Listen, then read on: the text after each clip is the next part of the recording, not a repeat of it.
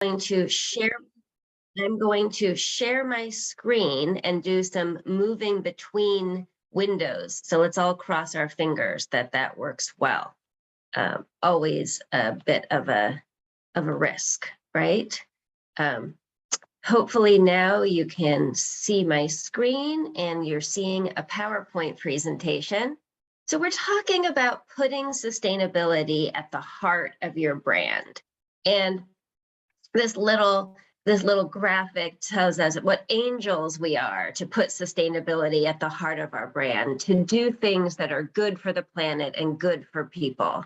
But let's be honest, we also are doing it to make money, that we're putting sustainability at the heart of our brand in order to also talk about sustainability and to build brand equity. And that's what we're going to talk about today. I wanted to start, we've got a bunch of kind of inside baseball people on the call today in terms of people who work in agriculture and know the truth about what your jobs look like. That what people picture is that you're sitting in fields and you're one with the earth because you're working in agriculture. But really, you're probably buried in a back office somewhere with too many things to do, and sustainability reporting becomes another must do, another thing on your to-do list, rather than maybe something that you feel empowered to take action on.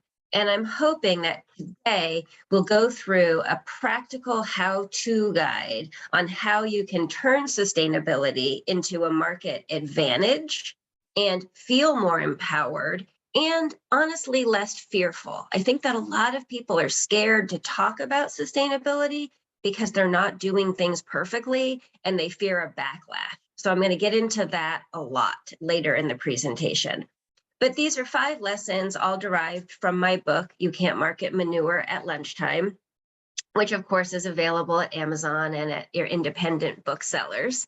And today's presentation is kind of a Cliff Notes version. We're going to move pretty quickly, but I've got lots of examples, and that's why we'll be linking out to other pages. And I'm happy to share this presentation with anybody afterwards. So that's why I made these live links. So let's get into the lessons. The first lesson is about picking your battles. When we say sustainability, that's so broad. Are you talking about people? Are you talking about pesticides? Are you talking about water use? Are you talking about soil health? Are you talking about carbon emissions? So the first piece in creating a brand that's based on sustainability is to find your focus. And that can be one issue. Here we go with my first linking out, and it's going to skip verification. So one example of a single issue brand is impossible. They have a single issue that they define sustainability as. It's around carbon emissions. And they've even got a page, why we exist. We're here on a mission to save meat and the earth. So they've taken this very specific focus on sustainability. Now let's hope I can get back to the other presentation. Yes.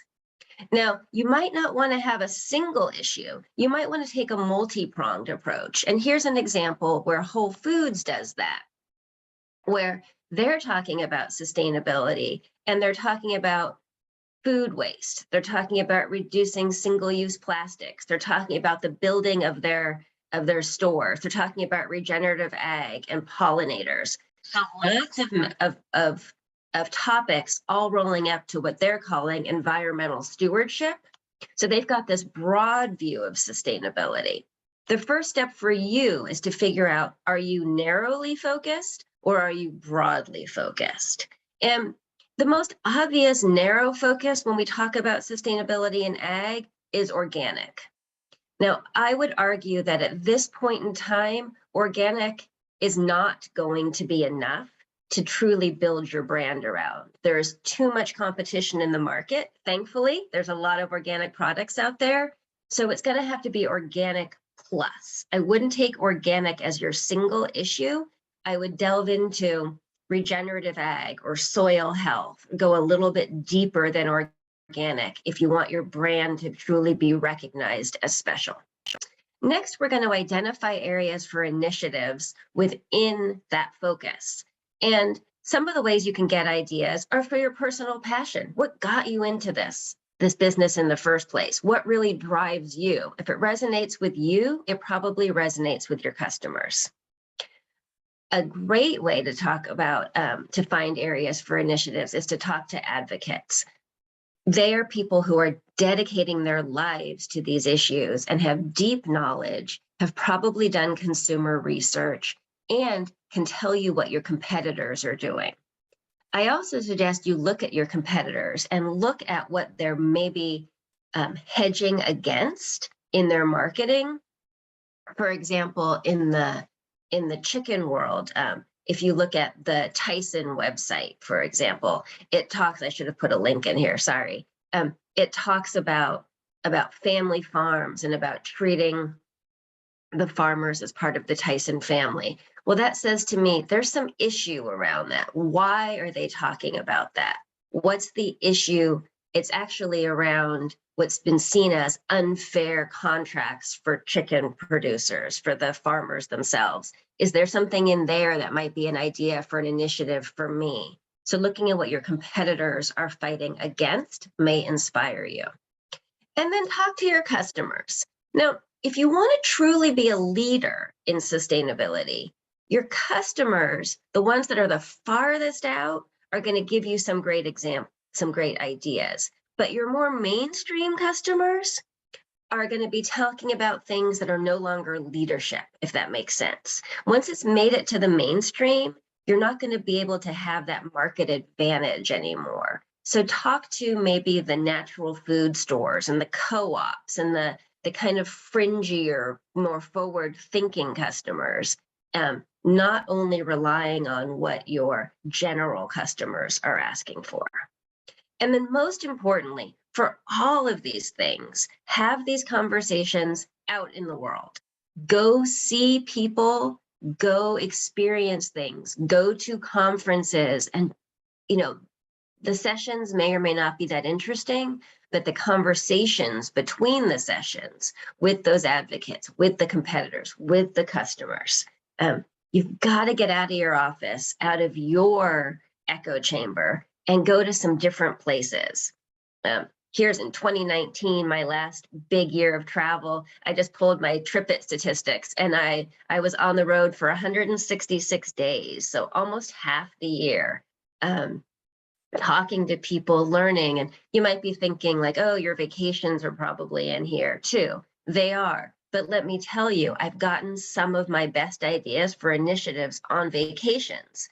For example, I was in Sri Lanka on a hiking trip, and we were hiking through tea plantations, and I saw the women carrying these huge bags of tea on their head, and I asked what they were getting paid, and it was such a measly amount.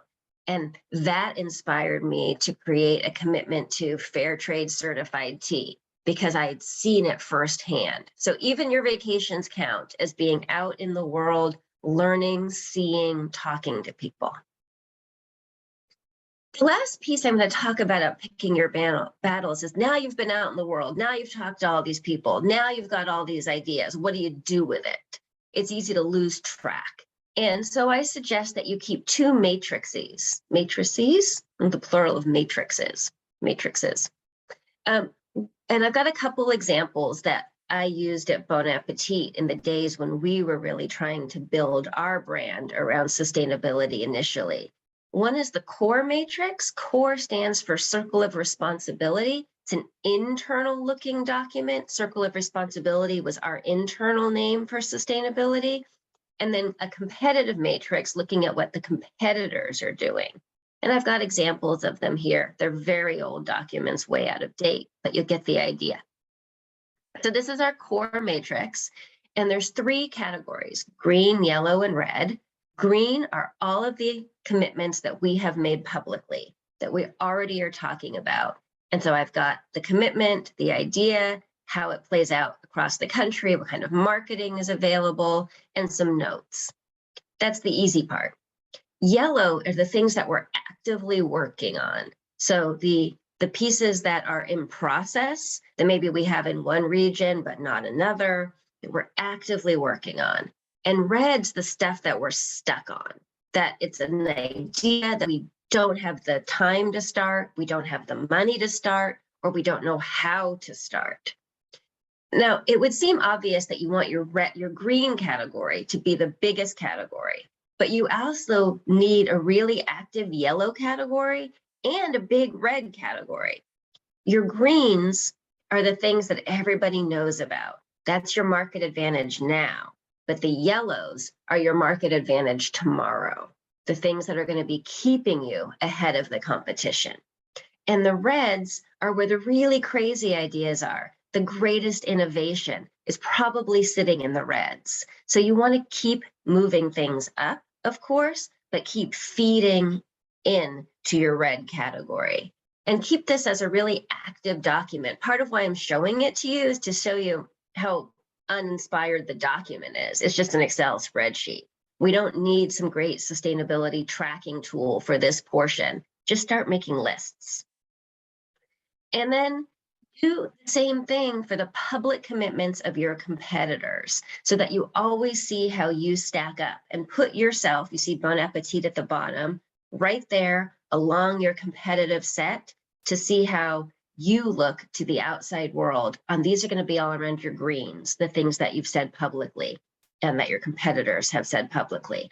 Because if we're going to build our brand around sustainability, we need to be differentiated. We need to be ahead of the competitors. And this will tell you if you are or not. So moving into lesson 2, make sustainability your mission. Now, first of all, you've got to really ask yourself the tough questions. Is sustainability at the heart of your brand? Is your organization truly committed to taking sustainability in a leadership place? Or are you a brand that just wants to do what is basically required of you and then compete on price or on some other attribute? And that's okay. This is not a time where you should feel shame. It's a time where you should be honest. Ask yourself and ask your leadership and ask your operations team, are we going to put sustainability at the heart of our brand? If the answer is no, okay, everybody understands that. You go back to that competitive matrix and you say, how do we stack? Are we in the minimum expectations to our competitors? That's okay. But if you say, yes, we want to put sustainability at the heart of your brand, then the next step is to make sure that it truly is, to write sustainability into your mission, into the reason you exist. At Bon Appetit, we went through this process in 2004, and we rewrote the company mission statement, or dream. It had previously been to be the premier on-site restaurant company known for its culinary expertise and outstanding customer service. Great. But we decided that sustainability was going to be at the heart of our brand. We rewrote that mission to say, our dream is to be the premier on-site restaurant company known for its culinary expertise and its commitment to socially responsible practices. So now everything flows from that mission. Here's another example. Here's Chipotle, to provide food with integrity and to do more than just rolling burritos while working to cultivate a better world. So now it's the heart of their brand, and everything they do brand related should reflect sustainability or integrity or a better world, the words they choose. Now, once you've got that mission statement, you've got that dream, you want to put it everywhere. And you want to make sure that all of your systems are aligned to support it. And what I mean by that is it's sometimes easy to have a mission statement that sits on a shelf, or a sustainability department that's in charge of just measurement and tracking. And that's not going to succeed in putting sustainability at the heart of your brand. If sustainability is truly what you want to be known for, then everything has to align with that. For example, your compensation strategy.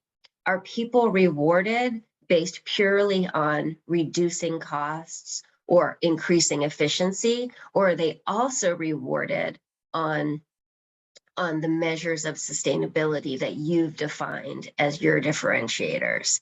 Is it part of the KPIs or the key performance indicators that you talk about during the performance review session? If you give company awards, are there awards related to the sustainability mission? If you have a company newsletter, are you talking about these issues in the company newsletter? Is your leader, be that your CEO or whatever you call the person at the top, are they always talking about these issues? You've got to have sustainability not in a silo, but throughout the organization in order for it to authentically be part of your brand. Step 3 is to make meaningful change. And I've got to just really underscore that in order for sustainability to be truly a differentiator, you have to make a difference in the world, right? You can't just have pretty pictures and a brochure and a great marketing campaign. You have to truly make a difference. You have to improve soil health. You have to reduce pesticides. You have to make things better for farm workers and define what that is exactly. So in order to make meaningful change, then I would go through these 3 steps. One is to clarify your purpose. For example, with Bon Appetit, we were really interested in local purchasing. That was one of the first pieces of sustainability that we took on. Now, it'd be easy to stop there and say we want to purchase locally, but I would ask you to push further and say, why do you want to purchase locally? For us, the primary reason was flavor. Our local purchasing program started as a culinary act, not a political one. We wanted to buy food that had been ripened on the vine. We wanted to buy more flavors that were more biodiverse because it gave the chefs more options. And we found that local farmers that were at a small scale often grew a wider variety of products. So our action was to purchase locally, but the purpose was for flavor.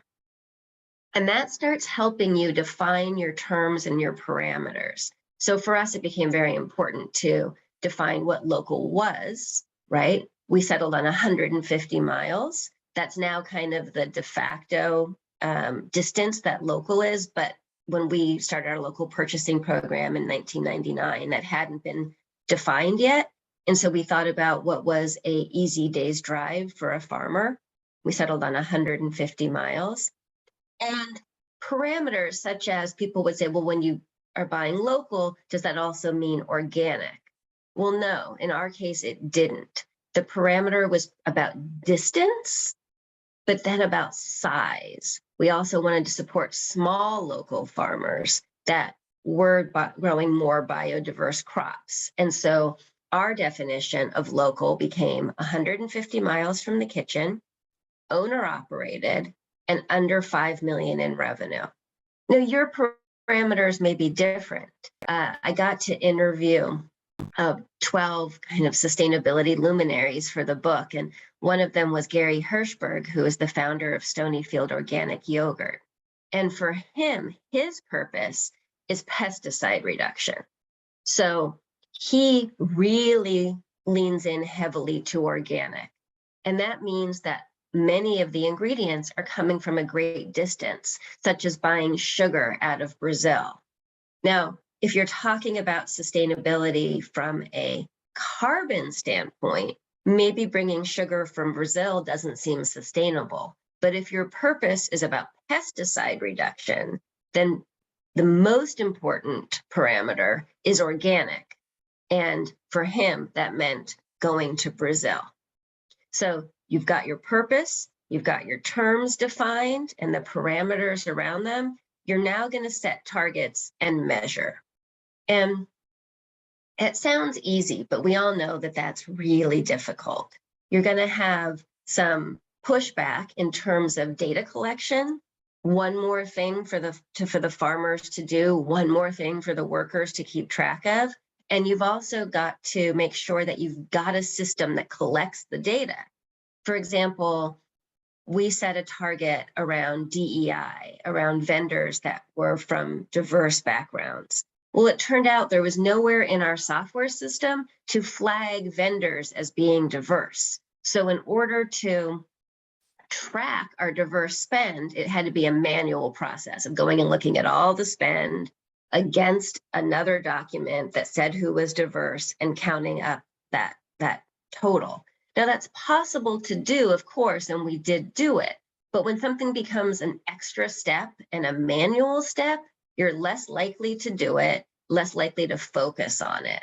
So when you set your targets and set your measurements, you're going back to that idea of aligning systems and making sure that all of your systems, including your accounts payable system and your GL codes, all are in support of your sustainability mission. Now, lesson 4 is the kind of the scary one. As I said, a lot of people are loath to step out and talk about sustainability because they're scared of being a target, of putting a target on their back when they mess up. And I promise you, you will mess up. If you're trying to create a leadership position through sustainability, if you're trying to be out ahead of your competition, then you're doing something hard, you're doing something new, and you're doing something first, and you are bound to stumble. But the stumble is not the problem. As they always say, it's the cover-up, not the crime, right? And so let's talk about, you're going to stumble. Now, what do you do about it? How do you turn that stumble maybe even into an opportunity, maybe even into a strength? And I've got a few examples here that I think are kind of fun. So the first piece is to really get into the weeds. And what I mean by that is when you're talking about sustainability, make sure that you understand all of the components of your story and that you're telling all of the components of your story. If you start glossing over the details with flowery, aspirational language, you may find yourself called out on some of those things that you glossed over. And I've got an example of that here. So many of you have probably heard of Blue Hill at Stone Barns. It's a very expensive, very she farm-to-table restaurant in New York on a former Rockefeller estate. Well, this is an Eater article, a 3-part Eater article about chef's fable, about the lies that Blue Hill was telling in their story. And there's a long section in here that goes into great detail about how they were saying they were using this badger flame beet that had been specifically developed from a seed company that the chef at Stone Barn, or the chef at Blue Hill had partnered with, and they were using this badger flame beet to make a salad.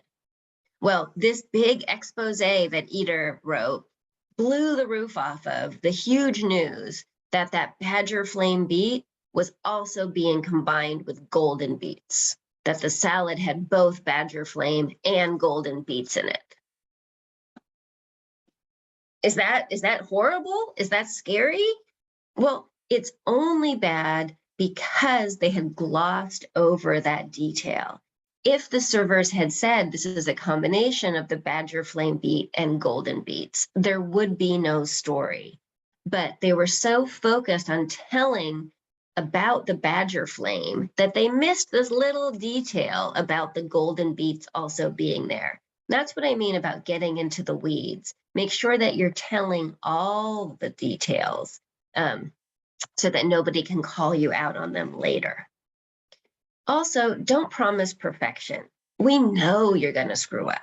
When we talk about humans in a system, we talk about weather, we talk about the earth, you know that agriculture is incredibly unpredictable and that things change. So don't promise to be perfect. If you promise to be perfect, then you're going to always fall short. And here's a great example of that. There was a butcher called Belcampo that was had stores all over California, as well as a direct to consumer. They'd ship you meat, and they claimed that all of their meat came from their one ranch, 100%. One of their employees went on Instagram Live and said, hey, this isn't local, isn't from Belcampo, and held up something from another farm. He wasn't an influencer. He wasn't somebody with a lot of followers, but that story caught on, and he got over 30,000 views and many articles written about it, including this one from the LA Times. But you'll see that when they did the numbers, after they did their own investigation, the meat that didn't meet their standards represented 6% of the total value of the meats procured for the year. 6%. So they got it right 94% of the time. If I got anything right 94% of the time, I'd be throwing a party. If they hadn't promised perfection, if they had gotten into the weeds and they had told customers that 6% of the time that the meat was coming from somewhere else, there would be no story. The guy couldn't have gone on Instagram Live. There would be nothing to tell. Where's Belcampo today? Gone. This brought down the company, 6%. And then the mishandling of the information afterwards, of the story afterwards. So let's talk about how you do handle it when something goes awry, because again, it's going to. First and foremost, admit it. Admit when you make a mistake. There's a New York University professor, Scott Galloway, who also has a bunch of podcasts and a bunch of books and kind of a popular pundit. And he's got a 3-step process for what to do in this type of a crisis. 1 is to acknowledge the issue. 2 is that the top person, the CEO, the leader, apologizes and takes responsibility. And then 3 is to overcorrect, to fix that issue. And I've got an example right here. So a story came out, it goes from bottom to top because they keep updating. A story came out about slavery in shrimp production, including in shrimp that carried the BAP, Best Aquaculture Standards certificate. So certified shrimp that did not meet the standards of this certification.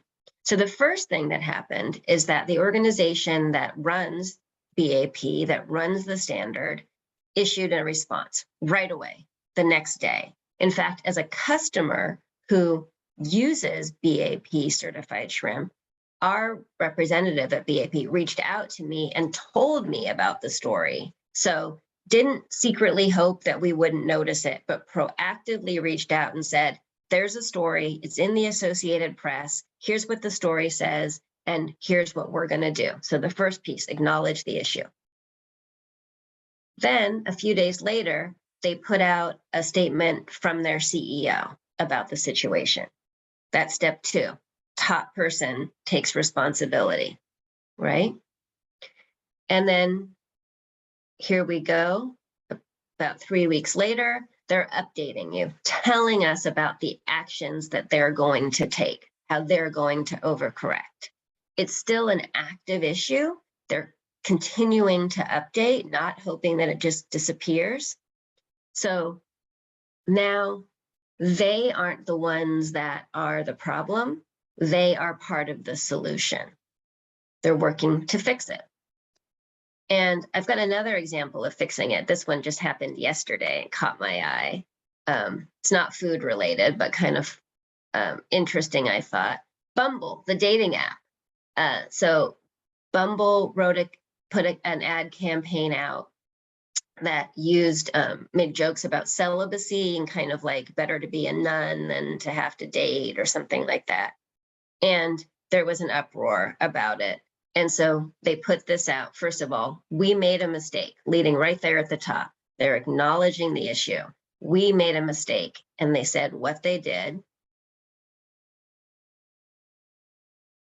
And then here's what we're doing. So they've removed the ads. That would be obvious as to what they do, what should do, right? They're also making a donation.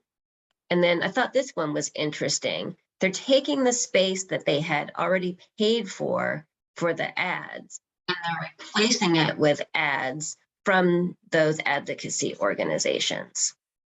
Still to come if that is enough overcorrection, but I thought it was a great real life example of what I'm talking about. So step 5 is to tell your story. And it may seem kind of counterintuitive that I've waited all this time in a branding presentation to talk about telling the story, but that's actually really intentional. You want to have all the ducks in a row. You want to make sure that your mission is clear to everyone, that your systems are set up to measure what you're promising, that you've got all of that lined up before you start telling your story. If not, you're going to have people telling different stories and brand confusion. And the first piece I would say is get your story straight. Make sure that everybody in your organization that could be speaking to customers or to the public truly understands the issues. If you're saying regenerative ag, what does that mean? There's not a standard definition for it. So when you defined your parameters and your terms, make sure that everybody, not just those in sustainability, understand what that means. I was at a restaurant a few weeks ago, and one of the people I was with ordered a chicken dish. And when it came to the table, it was huge. It was this giant breast, and they kind of, wow, that's a big chicken. And the server said, oh, don't worry, we don't buy chickens that are pumped up with hormones. And I thought in my mind, well, nobody in the US buys chickens that are pumped up with hormones. That's not allowed by the USDA to be used in chicken production. So no one's adding, now I'm in my head thinking about how this guy is using the terms incorrectly. I'm no longer enjoying the meal. I'm also not listening to anything that he says after that. So they had probably gone to some lengths to source chicken in a more responsible manner, but he was mistelling the story. So the first step is to make sure that everybody in your organization that could be speaking to customers or the public, and that's going to be a lot of people, understands the story. Next, you're going to have to find some tension in your story.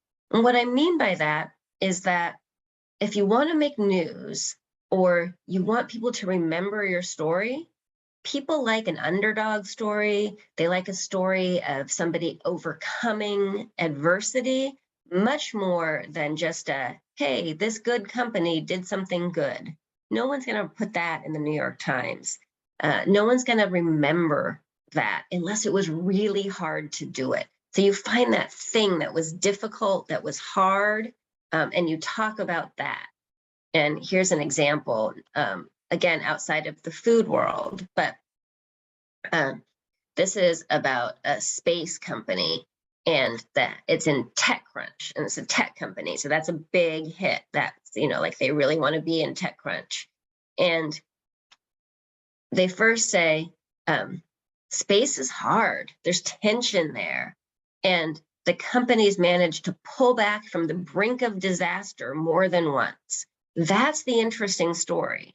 If they just launched and everything went fine, that's a footnote of a story, company achieves launch. That they have pulled back from the brink of disaster. They've made the story more interesting. You've got to be willing to kind of show your warts, show your struggles in order to get press and to get people talking about you. And if you want to build a brand again based on sustainability, not just do things because they're good to do for people or planet, but you want a brand about it, you've got to get people talking. And to do that, you're going to have to find some tension. Now, that doesn't mean that you should only be talking about negative aspects, because customers don't love to be bummed out with negative. They also want good news. They want that triumph piece, right? So here's an example of that. This is from Bon Appetit, but post my retirement, I didn't do this. This is their Earth Day campaign. It's 11 ways to flip the switch to plants. So they're talking about reducing your carbon footprint, and they're focusing on easy things that you can do that would make a difference. Switching from cream cheese to peanut butter, not that difficult to do, also delicious, and look at how much carbon savings there is. So this isn't guilting people. This isn't telling people like, give up the thing you love because it's destroying the planet. It's saying like, hey, here's some easy switches you can make. And here's a whole bunch of examples. I mean, who doesn't want avocado toast, right? Find something within this 11 and you can make a change for the environment. It's a positive message. And then to get that message out, we can no longer rely on traditional press. There simply aren't enough reporters. Local news is almost dead, which is really a shame. You've got your trade press in ag, which is important, but your consumers aren't reading that, right? Your customers probably are. I'm trying to differentiate buyers from like supermarkets versus the consumers. But look for other places to tell your story.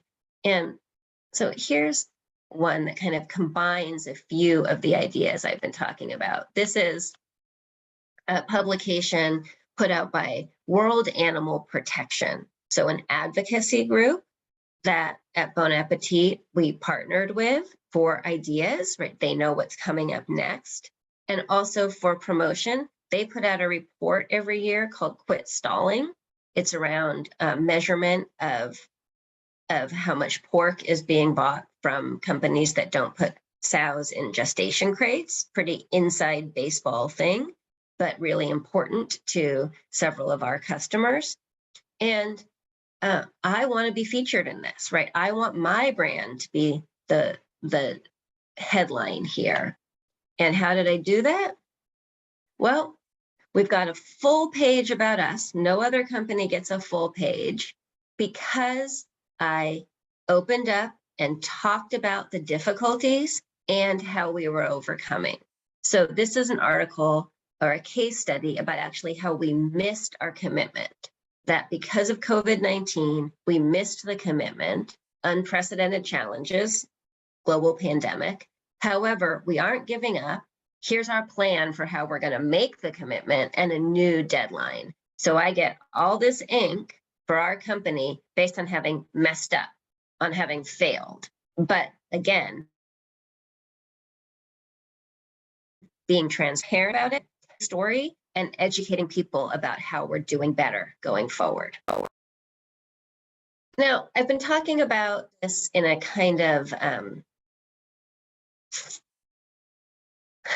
opportunistic way, saying that this isn't just about doing things right for people or for planet, but that we want to make a brand about it. And I do strongly believe that. And that's actually where the title of my book comes from, You Can't Market Manure at Lunchtime. It's about making real change, changing manure lagoons in that case, but also being able to market it. But it really has to be authentic, meaningful change, and you have to truly believe in it, or else I strongly believe that customers can smell if you're just doing it for checking off boxes. So let's not forget the real point of this, the real point of sustainability, the real change we're looking for is often around people. And this is a video. I'm not going to play the whole thing for you. I just wanted to put a link in here for you to watch later, but it's an EFI piece, again, brand building, where we put a face and a voice to farm workers, to who we're trying to help. And let's not forget that is what sustainability is really about, is about trying to make meaningful change for real people. I now am somehow unable to get back to the PowerPoint, but all that was left was a slide that said that we are asking for questions. So I'm going to actually stop sharing if I can. Come back on your screen and be here for questions. Excellent. We've had some come in. Thanks so much, Maisie. I was chuckling on many of the points that you made.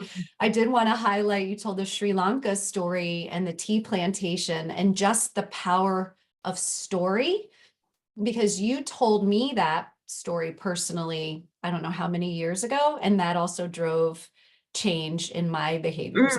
So just to re-hit on branding and stories, just how powerful those personal experiences are to have ripple effects that you might never know about. That's really cool. I'll also say that having those personal experiences, it's what gives you the kind of the moxie to keep going when these things are hard, right? Because they're gonna be hard. And then you think back to, oh, I met those people. I looked into that person's eye. I saw their plight. I'm gonna keep trying to find a better way to do this. Yeah, inspiring. Okay, so we'll run through some of the questions we got in. How would you recommend balancing your company's own focus along with your customers' focus?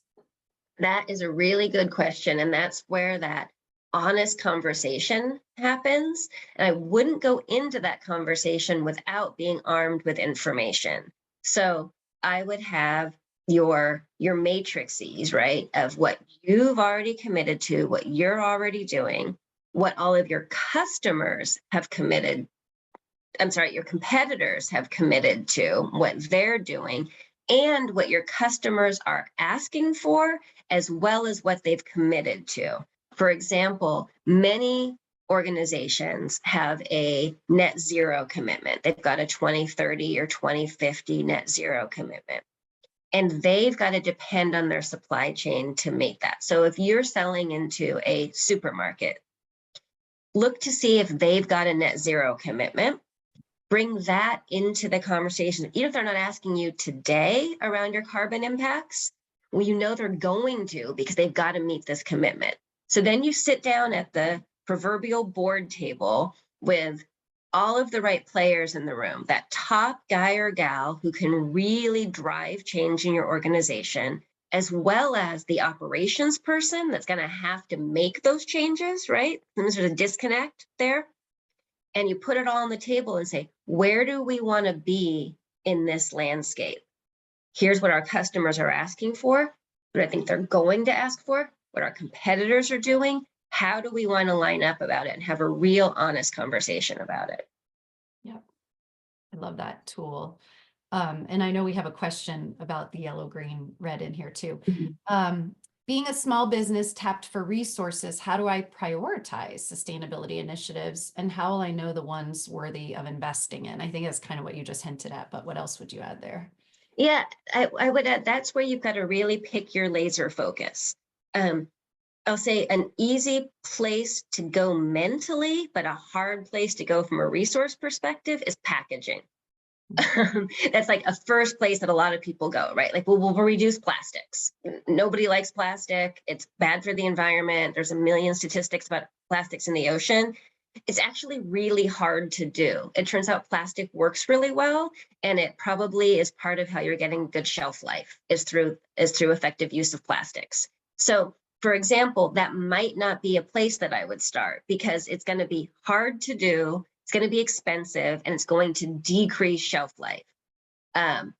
Unless you've got some secret sauce and you're the one that's figured out plastic, and then you lean into that one hard and really make it your differentiation. And then you're going to have to probably not talk about water use or something, because you can't do it all, especially with limited resources. So pick one that you can really make a difference in.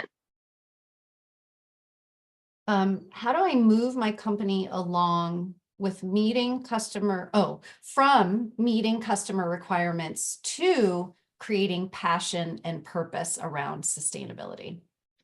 Well, the first thing that I would do is get your decision makers out into the world. You're going to be going out into the world. Bring them along with you. Bring them to customer meetings bring them even to your own operations. I don't know about you, but my CEO, a very passionate man, but sometimes got so busy doing other things, he wasn't even in our own cafes. So make sure they've got the time to talk to the people in your supply chain, to talk to your workers, and they have those transformational experiences too. We started an entire waste department, hired a full-time person based on an experience that our CEO and I had in the field of standing in a field in Salinas Valley and seeing the romaine being harvested and all of the outer leaves being left on the ground. That was a transformative experience for both of us that we then created a huge number of initiatives based on. So get those top people out in the world too. Yeah, not just your 160 days of travel, but theirs as well. And being intentional about those experiences and conversations. I think that's really good advice. For fresh produce companies in that industry, what do you see are the next most pressing issues that we face? What should already be on our green list and yellow list? And if I'm already behind, where do I begin? Yeah. That's a lot of that they need a whole consulting session with you. Right. I think that the place that I would give 3 areas off the top of my head in fresh produce. People. We can't be on an EFI webinar and not talk about people from many aspects, right? From the doing right by the people that work for you, but also about having enough workers in order to continue to harvest your product, right? It's a dual purpose. And the immigration issues are really, things are changing. I just read an article about how 50% of the people at the US border now are not from the 4 countries closest. They are from all over the world. So people coming from India and Africa trying to enter through Mexico into the US. And that means that your people programs have to be different. You're now dealing with different languages, different cultures, different needs. And so I think that's an area that's going to need a lot of focus. The other is regenerative agriculture. It's just a buzzword that's everywhere now, and I don't exactly know what it means. There's a couple organizations that are trying to define it. There's one called Regen One that I've been involved with. Figuring out what regenerative means to you and how you can prove you're doing it, I think is going to be one for the next 5 to 10 years. And then the third is going to be water, both the amount of water and also where your water is coming from. As we see a lot of things like the E. coli outbreak. So it's like knock on wood. Oh, I'm excited. Sorry, I knocked on wood and woke the dog up. The issues of E. coli are connected to issues of water, right? That cow manure is coming into waterways that are by fields. Oliver, shush. Sorry. We'll never do that one again. So water, right? Water, both in the amount of water going into your crops and also where that water is coming from and how clean it is. Those are the things I see in the next horizon. Right. Yep. I think we're hearing a lot about those. Okay. Last question. I wish, I don't remember where this came in, but I think you were talking about local. I wish these local programs would consider small farmers that produce products that aren't necessarily grown in the area. We have run into that problem in the regions we occupy. For instance, there isn't too much regenerative rice grown in the Northeast. Mm-hmm. You foresee that changing? Oh, so is this the idea that if you have one component that's not local, but yeah. So I think what they're saying is if you're looking at things only from one lens of local, then you're maybe excluding other dimensions of sustainability, right? Like if there's no regenerative rice in your area and you're only buying local, then you're not supporting regenerative agriculture. And so that's why you're going to have your matrix with all your different things, and you're going to see what story they add up to. And you start with one, like I said, you're going to have one entry point, probably one thing that you can own, but then you expand it. if I had a list of all the Bon Appetit initiatives we took over the last 20 years, you'd see it's like a laundry list. Every year there's 2 or 3 more, because we took that multi-pronged approach. In the beginning, I said there was 2 approaches in focus. You could take a single issue, like Impossible has done with climate change, or a multi-pronged approach like Whole Foods has done.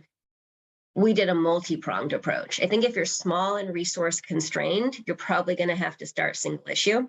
But as you're larger, you can take on more issues. And then you can have those nuanced conversations about, do you want to buy regenerative, even if it's not near you? Do you want to buy organic, even if it's not near you? What is your focus and your reason for doing these things? And how do they all interact? Yeah. And I think this question ended too with, do you foresee that changing? I think they're talking about the local, maybe. Yeah. Meaning local, but it really, again, depends on the company you're talking about and the size that you are and what drives you. So will it change for you? One thing, let's talk about change for a moment. If you're going down a path and it's not working for you, change. I always said to my team, the beauty of what we're doing is that we made up the rules, so we can change the rules. And with our Farm to Fork program, for example, we had this big focus on raw products, meat and produce, and not on things like jams or baked goods or things. And if we want to support people that are local artisans, then how does that fit into our Farm to Fork program? And we had to come up with a whole new definition of what Farm to Fork artisan products meant. And we spent a lot of time thinking about, what does it feel like to us? Who do we want to support? And what rules do we then make up? What parameters in order to get to the type of supplier we want to support? Because they're their rules. It's your rules. It's your parameters. You're not the National Organic Standards Board, right? Where like there's some entity someplace else that's defining things for you. You define it for yourself. And if it's not working for you, if you're thinking, we had this focus on local, but gosh, there's this company across the country doing something so special that we want to support, then take a look at your terms and your parameters and rewrite them. They're yours. I love it. I love it. Pivot. And to your point earlier, just be very specific about the why and the commitment and telling the whole story. I think that brings us full circle. That was the last question. I haven't seen any others pop up. Is there a last word you want to leave us with, Maisie? Well, the last word I would leave you with is just to start. That it's sometimes daunting to think. I mean, I tell people all the time, like, you can change the world. I've been like doing book writes, autographs, signatures. I've been writing, you can change the world. And I strongly believe that. But you can change the world through your small everyday actions. So just start having the conversation. Even if the answer is not great on day one, start. Yeah, I think that's where we all get kind of analysis paralysis and fear. A lot of fear comes up. Yeah. Well, thanks so much. This was really just a preview. For those who want to go deeper, there's a whole book out available, written by Maisie, and yeah, that'll walk us through in more detail. Thank you so much for your time today, Maisie. Thank you for tuning in. Thanks, everybody.